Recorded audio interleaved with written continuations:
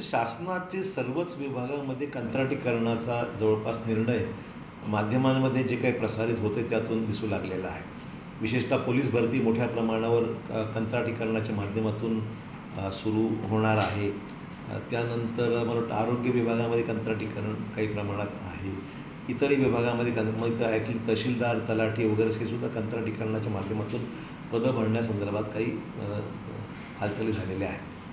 आमचा ह्या गोष्टीला तीव्र आक्षेप आहे. विरोधी पक्ष म्हणून नाही तर चुकीचा पायंडा पडतो आहे, कारण की ज्या जबाबदाऱ्या आहेत, उदाहरणार्थ तहसीलदारचं पद असो किंवा SDOचं पद असो किंवा तुमच्या पोलीस विभागातली भरती असो, बरेचसे पदं ही एक जबाबदारीची पदं आहेत. पोलिसांना कायदा सुव्यवस्था मग त्याच्यामध्ये काही गुन्हे दाखल करणं, तपास करणं हा एक पोलिसाच्या इन्व्हेस्टिगेशनचा भाग असतो पोलिसांना. त्याचबरोबर आपण पाहतो आहे की इवन मेडिकल हेल्थ सर्व्हिसेसमध्ये सुद्धा ज्या काही निर्णय घेतले आहेत, सरसकट कंत्राटीकरण हे फार गंभीर आहे. आणि मला काही कळत नाही आहे सरकारला कंत्राटीकरण करण्यासंदर्भामध्ये पावलं उचलण्याची गरज का भासते आहे. याचा अर्थच असा आहे की सरकारकडे पैसा उपलब्ध नाही आहे, अर्थसंकल्पीय तरतुदी कमी पडत आहेत, सरकारचं फायनान्शियल जे काही नियोजन आहे त्याच्यामध्ये खूप मोठ्या अडचणी निर्माण झालेल्या आहेत. आणि म्हणून 6-6 महिने 4-4 महिने अशा पद्धतीने तरतुदी करून हे सगळं भागवायचं असा एकंदरीत त्यातून समज निर्माण होतो आहे. तर मला वाटतं की सरकारने हे स्पष्ट करावं की नेमकं कशामुळे हे करावं लागत आहे. कारण की राज्य शासन आता नवीन जे आपले मुलं आहेत, सुशिक्षित बेकार आहेत, ग्रॅज्युएशन करून बाहेर पडत आहेत, PG करून बाहेर पडत आहेत, इंजिनिअरिंग आहे, मेडिकल आहे, सर्व क्षेत्रामध्ये मोठ्या प्रमाणावर पदवीधर मुलं बाहेर पडत आहेत, मुली बाहेर पडत आहेत. सगळ्यांची अपेक्षा आहे की त्यांना कुठेतरी काम करायला संधी शासकीय सेवेत मिळाली पाहिजे. आणि यातून एक मेसेज चुकीचं चाललं आहे. शासनाने स्पष्टीकरण दिलं पाहिजे याच्यामध्ये की कंत्राटीकरण कुठल्या कुठल्या क्षेत्रात का करायची गरज पडत आहे. आणि परमनंट सर्व्हिसेस देण्याच्या बाबतीत पदं रिक्तच आहे, वस्तुस्थिती आहे. पदं रिक्त असताना हे करायची का गरज भासते आहे, याच्यावर कुठेतरी स्पष्टीकरण सरकारने दिलं तर जो काही गैरसमज निर्माण होतो आहे किंवा काही सत्य नसेल याच्यामध्ये तर मग स्पष्टीकरण केलं पाहिजे. मला वाटतं आहे की खूप मोठा असंतोष जे सुशिक्षित बेकार आहेत, ज्यांना नोकरीची गरज आहे, ह्याच्यामध्ये खूप मोठा असंतोष निर्माण झालेला आहे. मोर्चे निघत आहेत त्या ठिकाणी आणि दुसरीकडे जागाही रिक्त आहेत. त्यामुळं असं असताना सरकारला कंत्राटीकरणाची गरज काय पडते आहे याच्यामध्ये फार मोठ्या प्रमाणावर एक कन्फ्युजन निर्माण झालं आहे आणि शासनाने याच्यामध्ये स्पष्टता आणणं आवश्यकता आहे. सरसकट कंत्राटीकरणाचा आमचा विरोध आहे. सर, तो दुसरा आता मुद्दा होतो तो जरांगे पाटलांच्या संदर्भात भुजबळांचं एक विधान फार चर्चेचा अर्थ सुरू आहे की इतक्या मोठ्या प्रमाणात आर्थिक रसद येतील कुठून, असा प्रश्न उपस्थित केला. उद्या त्यांचा मेळावा आहे. जरांगेंनी जी भूमिका मांडली त्याला सुद्धा आता OBC नेत्यांचा फार मोठा विरोध आहे. त्यात काँग्रेसचे सुद्धा अनेक नेते आहेत की त्यांना OBCमधून थेट दिलं जाऊन आरक्षण. मला वाटतं मुख्यमंत्र्यांनी आणि उपमुख्यमंत्र्यांनी त्याच्यामध्ये स्पष्टीकरण दिलेलंच आहे की OBCच्या आरक्षणामध्ये धक्का न लावता हे आरक्षण द्यावं, अशीच भूमिका सर्वसाधारणप्रमाणे सरकारने केलेली आहे. आमचं म्हणणं एवढंच असतं. आता मुख्यमंत्र्यांनी आणि दोन्ही उपमुख्यमंत्र्यांनी त्यांच्या एकंदरीत प्रेस कॉन्फरन्समध्ये सांगितलं होतं 1 महिन्याची मुदत आम्हाला तुम्ही द्या. जरांगे पाटलांनी सांगितलं त्याच्यावर मी तुम्हाला 10 दिवस देतो आहे, म्हणजे उद्याचा 14 तारीख शेवटची आहे, त्यानंतर अजून 10 दिवस तुम्हाला मी देतो, अशा प्रकारचं वक्तव्य जरांगे पाटलांनी केलं होतं. पण समाजाच्या भावना तीव्र होत चाललेल्या आहेत. गेल्या अनेक वर्षापासून हे सर्व विषय अनेक टप्प्यावर अडकत गेलेला आहे. न्यायालयीन प्रकरणामध्ये सुद्धा न्यायालयाने काही निवाडा दिलेला आहे. आणि हे असताना शासनाने मात्र 1 महिन्याची मुदत दिली होती, ती उद्या संपत आहे. आम्हाला एवढंच म्हणायचं आहे की शासनाने ठरल्याप्रमाणे किंवा बोलल्याप्रमाणे ज्या अर्थी मुख्यमंत्र्यांनी स्पेसिफिकली 1 महिन्याचा कालावधी दिला होता त्या अर्थी त्याच्यासमोर काहीतरी रोडमॅप स्पष्ट असावा. हे जर असेल तर मग पुन्हा एवढा विलंब का लागतो आहे आणि 1 महिन्याभरात काय काय नेमकं घडलेलं आहे हा खरा विषय त्यातून निर्माण होतो आहे. लोकांना, मराठा समाजाला याच्यामध्ये आपली दिशाभूल होते आहे किंवा आपल्याला काहीतरी खोटं सांगितलं जात आहे, वेळकाढूपणा चालू आहे, अशा स्वरूपाचं एकंदरीत भावना ही समाजामध्ये निर्माण झालेली आहे. त्यातून उद्रेक फार मोठ्या प्रमाणात होण्याची शक्यता नाकारता येत नाही. आपण पाहतो या महिन्याभराच्या कालावधीमध्ये सुद्धा मोठ्या प्रमाणावर जरांगे पाटील यांच्या समर्थनार्थ मोठ्या प्रमाणावर तरुण गावनिहाय ग्रामीण भागातले शहरातले सगळे लोक विशेषतः मराठवाड्यात संख्या फार मोठी आहे. आमचं म्हणणं की लोकांच्या भावनेची आपण कदर केली पाहिजे, सरकारने कदर केली पाहिजे. मतप्रवाह वेगळे असू शकतात त्याच्यामध्ये, परंतु शेवटी आरक्षण कशा ना कशा मार्गाने मिळालंच पाहिजे ही मात्र भूमिका सर्वांचीच ठाम आहे. आणि म्हणून मला वाटतं आहे की सरकारने आता अधिक विलंब न करता महिन्याभरात काय झालेलं आहे आणि येणाऱ्या 10 दिवसामध्ये हा विषय कशा पद्धतीने आम्ही मार्गी लावलेला आहे हे कुठेतरी स्पष्ट सांगितलं पाहिजे. ते नाही झाल्यास मला वाटतं अजून कारण नसताना त्यातून नवीन प्रश्न निर्माण होतील आणि सरकारनेच दिलेला कालावधी त्यांचा शब्द सरकारने पाळला पाहिजे अशा प्रकारची अपेक्षा सर्वसामान्य मराठा समाज लोकांची आहे. नाही, भुजबळांनी तो प्रश्न उपस्थित केला की मराठा समाजाचं ठीक आहे, पण जरांगेंना एवढं आर्थिक रसद कोण पुरवतं इतकं मोठ्या प्रमाणामध्ये? मला हे विधान चुकीचं आहे. लोकच करतायत सगळं हे. म्हणजे हे जे इम्प्रेशन आहे की ह्यांना कुठेतरी राजकीयदृष्ट्या रसद पुरवली जाते आहे हे म्हणणं चुकीचं आहे. लोकांनी ठिकठिकाणी ग्रामीण भागात मी पाहते दौरे जेवढे झाले तर स्थानिक मराठा समाज लोकांनी त्यांना जेवणाची व्यवस्था केली, कार्यक्रमाचं नियोजन केलं, हॉल उपलब्ध करून दिले. यात मला काय राजकीय असं काही दिसत नाही आहे. आमच्यावरसुद्धा व्हायचे ना, आमचं सरकार असतासुद्धा मोर्चे निघालेलेच आहेत.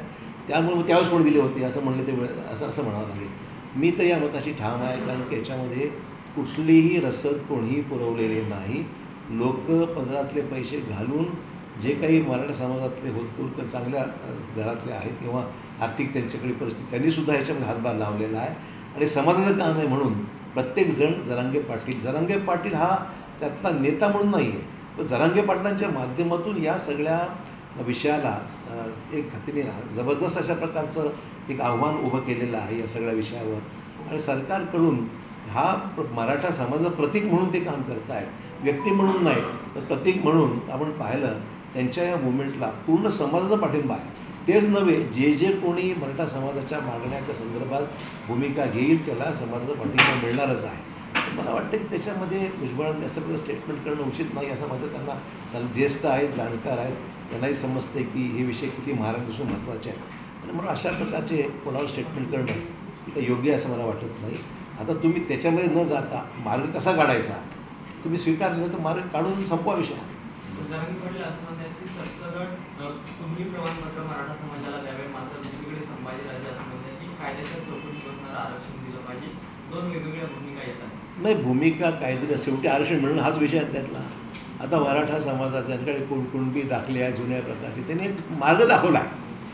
तोच मार्ग सगळीकडे लागू होईल सांगता येत नाही. म्हणजे आता उत्तर महाराष्ट्र पश्चिम महाराष्ट्रामध्ये कदाचित सर्वांकडे दाखले असतील नसतील.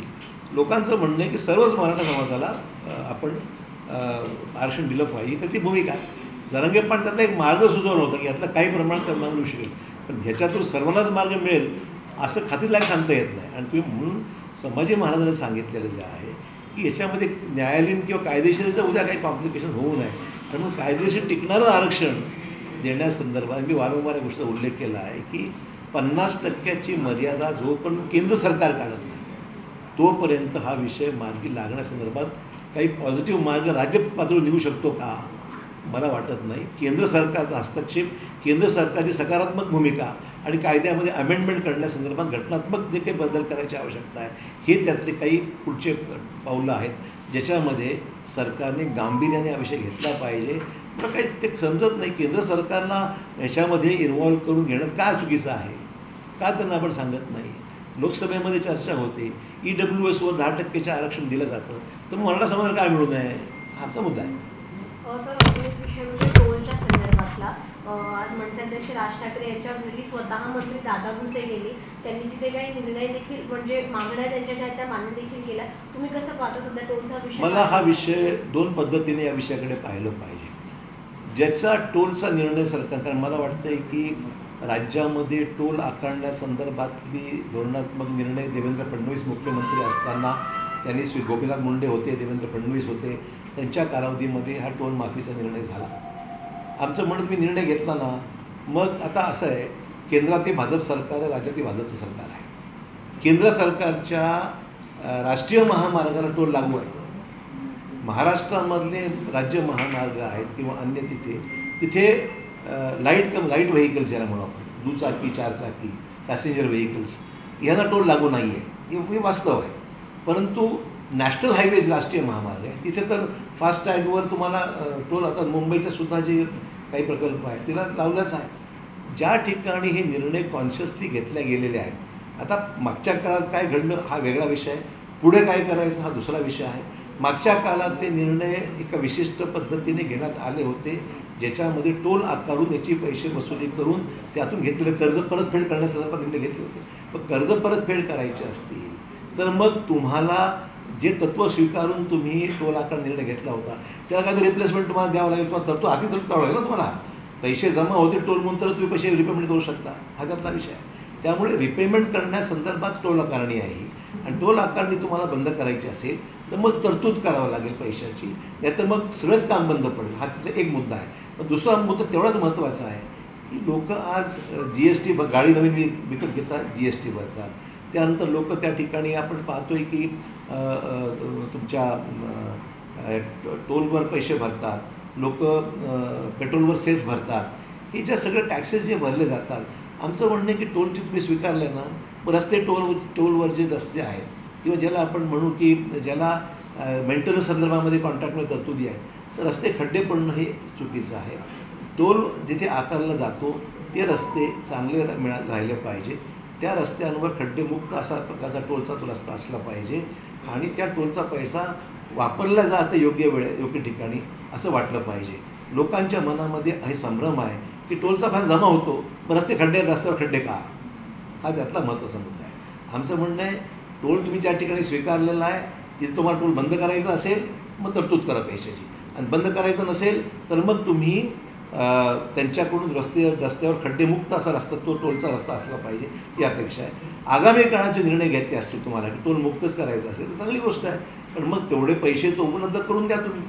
हे सगळं गोष्ट जी आहे राज्याच्या आर्थिक नियोजनाशी निगडीत आहे आणि हे सवंग लोकप्रियतेकरता आम्ही टोल माफ करू, आम्ही टोल लावणार नाही, हे करणार नाही, हे दुहेरी भूमिका घेता येणार नाही. शेवटी या सगळ्या गोष्टीचं जे गणित आहे ते राज्याच्या तिजोरीवर परिणाम करणारं आहे.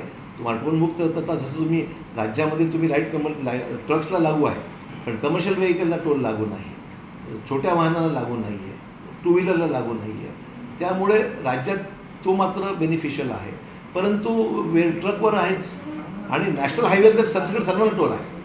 त्यामुळे दोन्हीकडे वेगळी परिस्थिती आहे.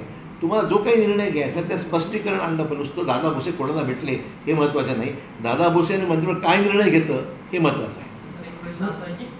दादा भुसे किंवा इतर अधिकारी आज राज ठाकरे यांच्या निवासस्थानी ही बैठक झाली, याकडे कसं बघता? आणि दुसरी, राज ठाकरे यांनी अशी भूमिका मांडली MH04 म्हणजे खाली पासिंगच्या गाड्यांना टोल माफ करावा यासाठी सरकारने विचार करावा, याकडे कसं बघता? म्हणजे हे सगळं हास्यास्पद आहे. MH04लाच फक्त टोल माफी आणि तर नाही. मला सांगा हा ठाण्यापुरता विचार नाही आहे. लोक गाड्या आता कोणी अमरावतीने घेतं, कोणी अकोल्याहून घेतं, कोणी औरंगाबादहून घेतं, अनेक ठिकाणी लोक गाड्या विकत घेतात.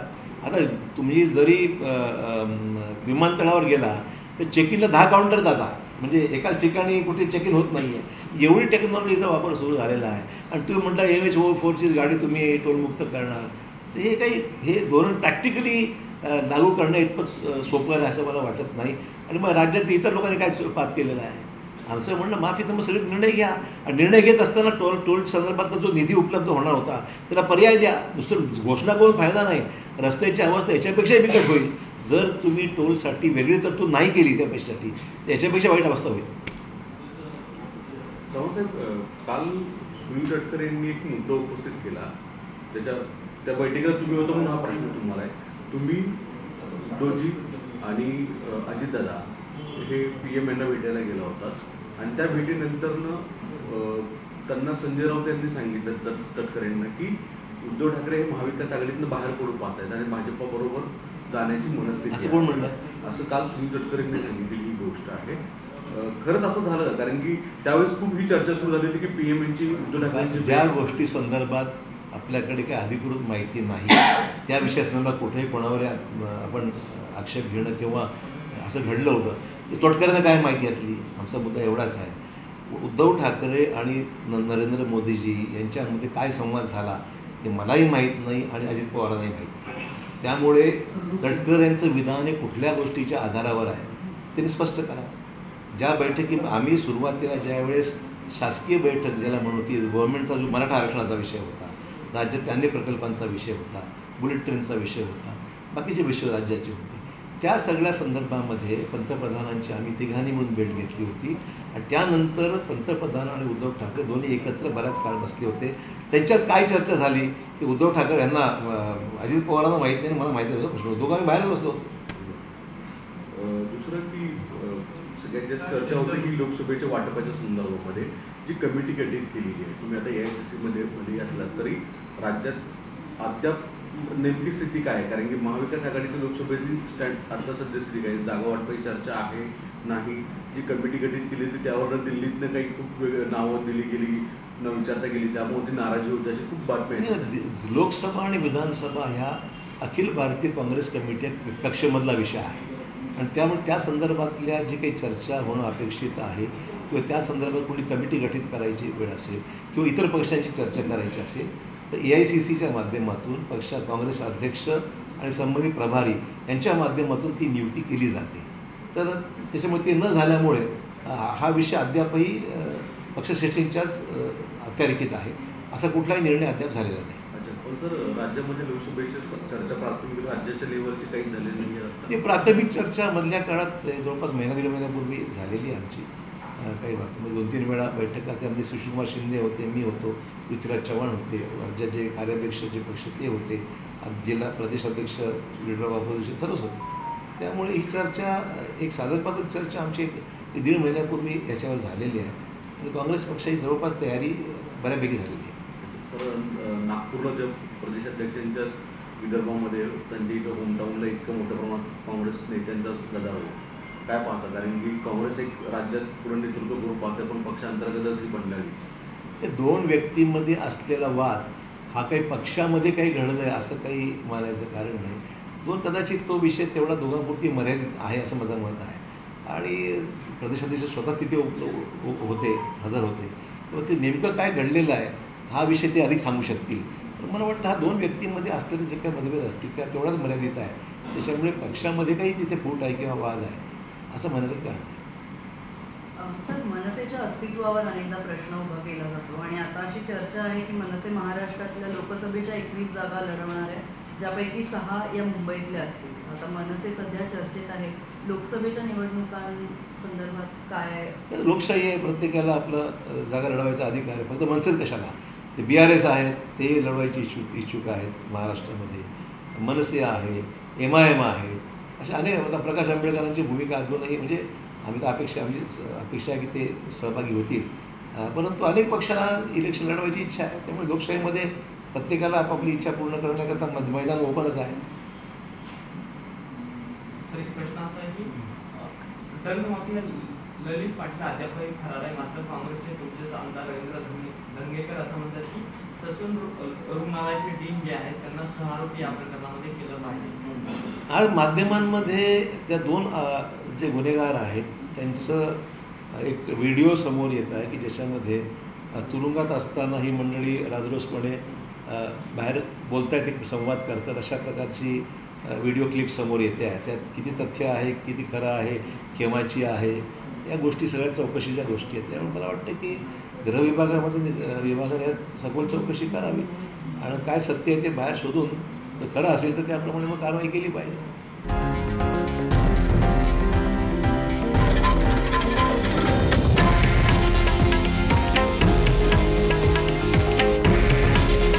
हे आहे देशातील नंबर 1 न्यूज नेटवर्क आणि आपण पाहत आहात TV9 मराठी. काळजी तुमची, हित महाराष्ट्राचं.